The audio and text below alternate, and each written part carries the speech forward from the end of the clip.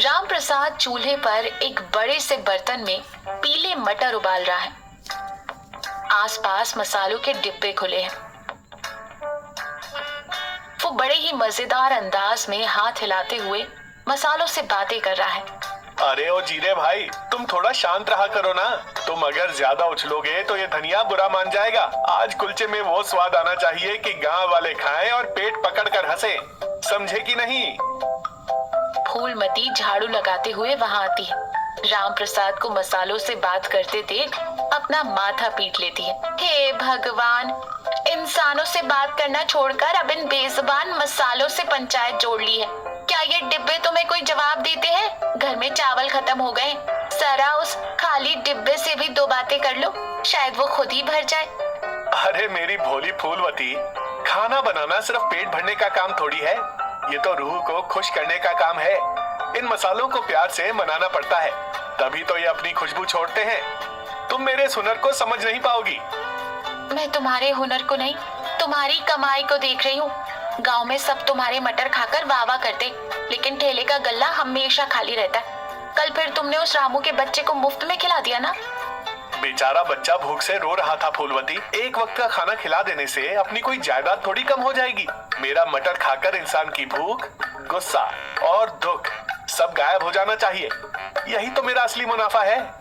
बातें तो तुम्हारी आसमान छूती हैं, लेकिन ठेला गली के नुक्कड़ से आगे नहीं बढ़ता। चलो अब जल्दी से ठेला लगाओ, धूप तेज हो रही है। मैं जाकर कपड़े धोती हूँ। राम प्रसाद अपने ठेले पर खड़ा है। तभी बसंती उदास होकर और मायूस चेहरा लिए वहां आती है। आओ बिटिया बसंती, क्या बात है? आज चेहरा इतना उतरा हुआ क्यों है? रोज की तरह 2 प्लेट मटर कुलचा पैक कर दूं? आज तो मसालों ने कमाल कर दिया है। हाँ, नहीं राम प्रसाद काका, बस मेरे लिए एक प्लेट लगा दो। पिताजी तो कुछ खा ही नहीं रहे। हफ्ता भर हो गया, जो भी बना कर देती हूँ थाली फेंक देते हैं। अरे ऐसा कैसे? कन्हैया बाबू को तो खाने पीने का बड़ा शौक था। त्योहारों पर उनकी खुराक देखकर तो पूरा गांव हैरान रह जाता था। वो सब तो तब था ना काका, जब माँ जिंदा थी। माँ के जाने के बाद पिताजी का मन जैसे पत्थर हो गया। ना किसी से बात करते हैं ना हंसते हैं। खाने से तो जैसे नफरत सी हो गई है इन्हें। पता है, आधे हो गए सूख कर। मुझे तो बहुत डर लग रहा है काका। हाय राम, कन्हैया बाबू को ये क्या हो गया? बिटिया, अगर खाने से विरक्ति हो जाए तो समझो इंसान की जिंदगी से विरक्ति हो गई है। तुम रुको। पत्थर पर भी अगर लगातार पानी गिरे तो वो भी घिस जाता है। मैं एक पत्ता पैक करता हूँ, इसे ले जाकर किसी तरह उन्हें खिला देना। अरे नहीं नहीं काका, बाहर का खाना देखते ही वो आग बबूला हो जाते। अगर उन्हें पता चला कि मैं ठेले से लाई हूँ तो घर सिर पर उठा लेंगे। राम प्रसाद पूरे विश्वास के साथ पत्ता पैक करके कहता है। बिटिया, ये सिर्फ पेट भरने का खाना नहीं है, ये प्यार से बनी हुई दवा है। इसकी खुशबू नाक में जाए तो ब्रह्मचारी भी शादी के लिए हाँ कर दे। फिर बाबूजी की भूख क्या चीज है? तुम बस चुपचाप इसे उनकी मेज पर रख देना। मेरा यकीन करो, इसके पैसे भी मत दो। बसंती थोड़ी हिचकिचाहट के साथ वो पैकेट ले जाती है और घर चली जाती है। उसी दिन शाम के समय कन्हैया एक पुरानी कुर्सी पर बैठे। उनके चेहरे पर गुस्सा, चिड़चिड़ापन और कमजोरी साफ दिख रही है। बसंती डरते डरते मटर कुलचे की प्लेट लेकर आती है। पिताजी, थोड़ा सा खा लीजिए। गांव में नुक्कड़ वाले राम प्रसाद के ठेले से लाई हूँ, कहते हैं बहुत अच्छा बनाता है।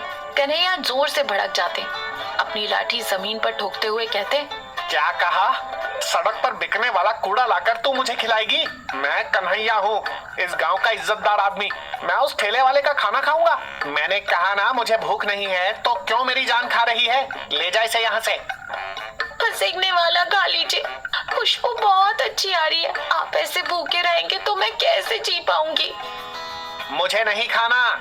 मेरे सीने में जो आग जल रही है उसके आगे खुशबू क्या है? इसे ले जाकर उस गाय को खिला दे।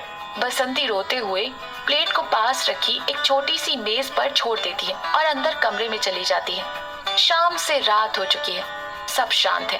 कन्हैया अपनी खटिया पर लेटे हैं, पर उन्हें नींद नहीं आ रही। तभी हवा के झोंके के साथ मटर और भुने हुए मसालों की महक उनके नाक तक पहुंचती है। ये कैसी महक है? सीधा दिमाग में घुस रही है। क्या कोई जादू टोना कर दिया है उस ठेले वाले ने? छी छी, मैं कन्हैया हूँ, मैं हरगिज नहीं खाऊंगा, अपनी जिद नहीं छोड़ूंगा। वो करवट बदलते हैं। फिर से हवा चलती है। महक और तेज हो जाती है। कन्हैया से रहा नहीं जाता।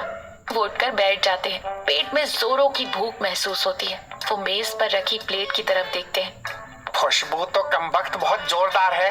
पेट में जैसे चूहे कुश्ती लड़ रहे हैं। चलो सिर्फ पैकेट खोलकर देखता हूँ। खाने के लिए नहीं, बस ये देखने के लिए कि उस ठेले वाले ने क्या बेवकूफी की है। कमियां निकालूंगा कल जाकर। वो धीरे से उठकर मेज के पास जाते हैं और पैकेट का कोना खोलते हैं। अंदर से गरम मसालों की भाप निकलती है। कन्हैया का हाथ कुलचे की तरफ बढ़ता है, लेकिन अचानक उनका ईगो आड़े आ जाता है। नहीं, कन्हैया कभी हार नहीं मानेगा। उस राम प्रसाद के आगे मैं झुक नहीं सकता।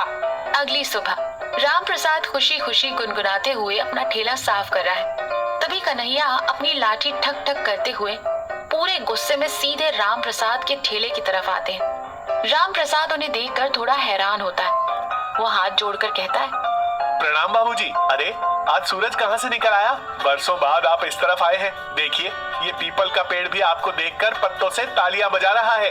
कन्हैया जी गुस्से में लाठी दिखाते हुए कहते, ये मीठी मीठी बातें बंद कर राम प्रसाद। सच सच बता, कल तूने मेरी बेटी को क्या पैकेट दिया था? उसमें क्या मिलाया था? कोई वशीकरण का चूर्ण डाला था क्या?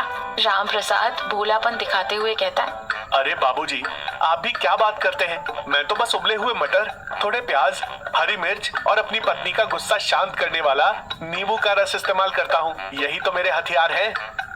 झूठ मत बोल। रात भर उस खाने की महक ने मुझे भूत की तरह डराया है। मैं सो नहीं पाया। मेरे पूरे कमरे में वही महक घूम रही थी। असल में तू बेच क्या रहा है, मुझे अभी के अभी चेक करना है। लगा एक प्लेट। राम प्रसाद बात समझ जाता है। वो मनी मन मुस्कुराता है, लेकिन बाहर से गंभीर चेहरा बनाए रखता है। अरे नहीं नहीं बाबूजी, मेरे ठेले का खाना तो सड़क छाप है। आपको सूट नहीं करेगा। आपकी हैसियत के लायक नहीं है ये। छोड़िए, जाने दीजिए। तो लगाता है कि नहीं? मैं आज खाकर ही पता लगाऊंगा कि तूने इसमें क्या जादू टोना मिलाया है। तेरा भांडा फोड़ करूंगा मैं। राम प्रसाद बहुत ही प्यार से और श्रद्धा से एक गरम कुलचा सेकता है। कन्हैया जी के हाथ में प्लेट दे देता है। कन्हैया शक की नजरों से कुलचे का एक टुकड़ा, छोटा सा टुकड़ा तोड़ते हैं, मटर में लगाते हैं और मुंह में रखते हैं। फिर धीरे धीरे चबाते हैं। अचानक उनके चेहरे का सारा गुस्सा गायब हो जाता है। उनकी आंखें बड़ी हो जाती हैं। फिर चेहरे पर एक असीम शांति आ जाती है। चबाते चबाते रुंधे गले और धीमी आवाज में वो कहते हैं, ये स्वाद, ये कैसे हो सकता है? राम प्रसाद धीरे से उनके पास आकर कहता है, क्या हुआ बाबूजी? नमक ज्यादा है क्या, या मिर्च तेज लग गई? कन्हैया जी की आंखों में आंसू हैं। वो प्लेट की तरफ देखते हुए कहते हैं, अरे राम प्रसाद, जब मेरी पत्नी पार्वती जिंदा थी ना, तो त्योहारों पर बिल्कुल ऐसे ही अपने हाथों से मसाला पीस कर खाना बनाती थी। उस खाने में जितना स्वाद होता था, उससे कहीं ज्यादा उसका प्यार होता था।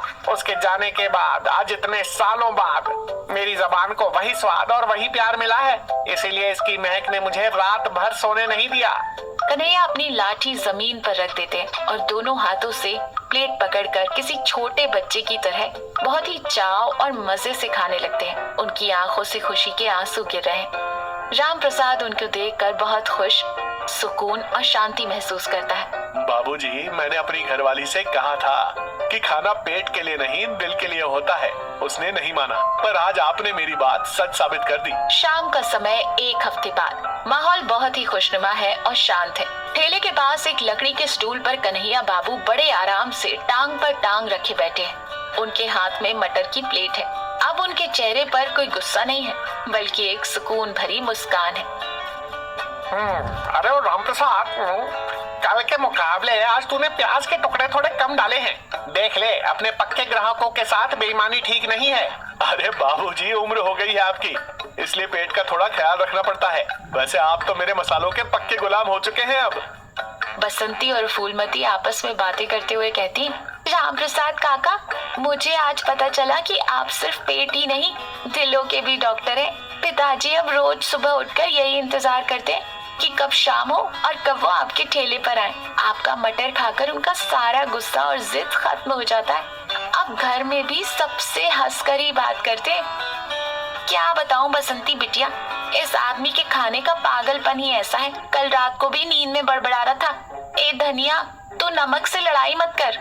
सब लोग जोर से हंसने लगते हैं। कन्हैया भी खिलखिला कर हंसते हैं। कन्हैया मुस्कुराते हुए और थोड़ा भावुक होकर कहते हैं, फूलवती, तू इसे पागल मत कह। ये सिर्फ खाना नहीं बनाता, इसमें अपनी जान डाल देता है। राम प्रसाद बेटा, ये तेरे मसालों का जादू नहीं, तेरे साफ दिल का जादू है। तूने मेरी भूख और मेरे अंदर के उस गुस्से को एक साथ खत्म कर दिया जो मुझे अंदर ही अंदर खा रहा था। खैर ये सब छोड़, एक कुलचा और गरम कर और आज घी थोड़ा ज्यादा लगाना। राम प्रसाद हंसते हुए कुलचा सेकने लगता है। बसंती अपने पिता को इतना खुश देखकर खुशी से आंसू पोंछती है। उस छोटे से ठेले के आसपास वो सब एक परिवार की तरह हंस बोल रहे हैं। तो देखा, भोजन सिर्फ हमारी शारीरिक भूख मिटाने का जरिया नहीं है, बल्कि ये इंसानों के दिलों को जोड़ने और पुराने दुखों को भुलाने की एक बेहतरीन दवा भी है। जब हम कोई काम, खासकर खाना बनाने का काम, पूरे प्यार और साफ दिल से करते हैं तो वो किसी के जीवन में खालीपन और अकेलेपन को भी भर सकता है। प्यार से परोसा गया एक निवाला इंसान के अंदर बहुत बड़ा बदलाव ला सकता है।